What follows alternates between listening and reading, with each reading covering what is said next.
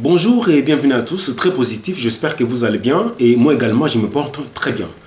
Alors depuis de nombreuses années, ou je dirais même depuis plusieurs décennies aujourd'hui, après une analyse approfondie en tout cas de la situation économique et financière de l'Afrique, il s'en dégage un constat qui n'est pas du tout positif, qui est très négatif. Alors, on a comme l'impression que l'Afrique n'arrive toujours pas à faire des avancées significatives, en tout cas dans tous les domaines possibles. Alors, s'appuyant sur plusieurs paramètres macroéconomiques, mais principalement axés sur l'économie et puis les finances, on a tiré une situation selon laquelle l'Afrique subit une sorte de fragmentation en trois blocs, qui conduit justement à trois situations.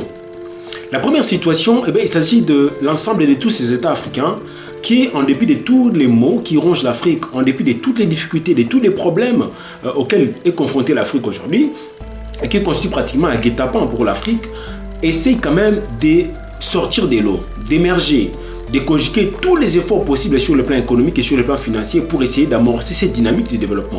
Et cela se sent à travers de la présentation des indicateurs macroéconomiques, en tout cas qui présentent des très bons chiffres, et on sent cette volonté, cet enthousiasme, cette ardeur-là de pouvoir avancer. La deuxième situation, il s'agit justement de tous ces États africains qui, au bout de plusieurs efforts économiques, ont atteint un stade d'essoufflement, une sorte d'immobilisation. Ce sont des pays africains qu'on considère comme des pays stables. Et c'est une stabilité en tout cas qui s'étend sur plusieurs périodes, sur plusieurs années. Et cela se voit à travers justement des indicateurs macroéconomiques qui toutes les années présentent à peu près les mêmes chiffres. Les mêmes niveaux de croissance, même niveau général des prix, même niveau de chômage, etc. Ce sont des économies qui stagnent, qui en tout cas sont incapables de faire un shift vers les niveaux supérieurs. La troisième situation, il s'agit justement de tous ces États africains qui sont en tout cas dans l'impossibilité totale de pouvoir répondre aux besoins socio-économiques de base de leurs États ou de leur population. Donc les défis à relever sont tellement importants qu'ils sont incapables de répondre via leurs politiques économiques, en tout cas aux besoins exprimés par la société, aux demandes qui sont exprimées par la société au niveau intérieur. Et les indicateurs sont généralement au rouge chaque année. Et donc ce sont des économies qui, au lieu d'avancer ou de se stabiliser, ce sont au contraire des économies qui reculent. Maintenant, le pourcentage de cette dernière situation, c'est-à-dire de ces économies qui reculent, est supérieur au pourcentage des deux situations précédentes. Ce qui conduit à une conclusion selon laquelle la situation de l'Afrique sur le plan économique, sur les plans financiers et sur d'autres plans, de manière générale, est négative et dégradante. Maintenant, comme je l'ai dit dans la thématique, que l'Afrique doit travailler au lieu d'accuser les autres. Maintenant, qu'est-ce que j'entends par accuser les autres? Ou bien, disons, quelles sont ces accusations? Alors, accuser les autres, j'entends, il s'agit de cette considération africaine, ou encore de cette attitude, ou encore ces points de vue que vous entendrez de la bouche de beaucoup de dirigeants africains et même de plusieurs citoyens africains ordinaires, points de vue selon lesquels le mal qui nous arrive, le problème qui nous arrive, les difficultés auxquelles nous sommes confrontés aujourd'hui en Afrique, c'est à cause des autres. C'est parce que les autres ont fait ceci, c'est parce que les autres ont fait cela. Donc nous sommes pauvres, nous sommes sous-développés aujourd'hui parce que ce sont les autres qui ont fait ceci, parce que c'est à cause des autres. Donc nous continuons à accuser les autres. Maintenant, qu'est-ce que j'entends par travailler, ou bien quel est le contenu que j'attribue au concept travailler? Alors parce que j'ai dit l'Afrique doit travailler au lieu de continuer à accuser les autres. Mais avant que j'en arrive, je reviens encore sur les accusations. Maintenant la question, qui sont les autres? Les autres dont nous parlons ici, c'est qui?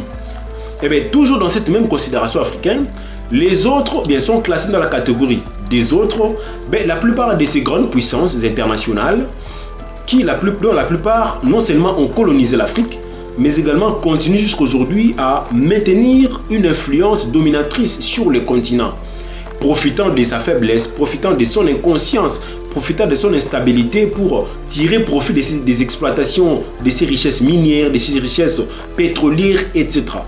Et certaines de ces exploitations sont illégales, illicites, occultes. Et le pire qu'il y a, c'est que même le pourcentage des exploitations qui sont légales, qui sont officielles, la plupart d'entre elles sont sous-tendues par des contrats qui sont léonins. Okay, des contrats, en tout cas, qui profitent généralement à ces mêmes grandes puissances. Les gros bénéfices profitent généralement à ces mêmes grandes puissances. C'est pourquoi l'Africain, partout il sera, partout il est, il vous dira que nous sommes pauvres, notre continent est ce qu'il est, à cause des autres. Les accusations, je pense que ça ne date pas d'aujourd'hui. Vous serez d'accord avec moi que c'est depuis la traite négrière, d'ailleurs bien avant, que nous accusons les autres. C'est-à-dire que depuis la traite négrière, depuis l'esclavage, depuis la colonisation, etc., nous accusons les autres. Nous disons, le mal que nous connaissons, notre pauvreté, nos souffrances, nos atrocités, c'est à cause des autres. Ce n'est pas nous, c'est à cause des autres. Ce sont les autres qui ont fait ceci. Ce sont les autres qui ont fait cela. Mais la question, parce que nous accusons les autres depuis longtemps, en quoi est-ce que cela nous a-t-il fait avancer? Les accusations nous ont-elles vraiment fait avancer? Je pense que tout le monde sera du même avis que moi, que cela ne nous a avancé en rien. Mais parce que cela nous a avancé en rien, pourquoi continuer à accuser les autres au lieu de travailler, au lieu de poser des actions?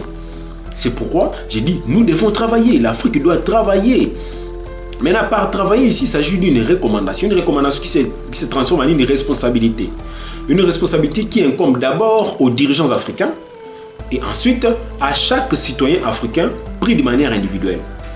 Aux dirigeants africains, ils doivent, entre autres, en tout cas, organiser des états généraux dans tous les domaines de la vie nationale.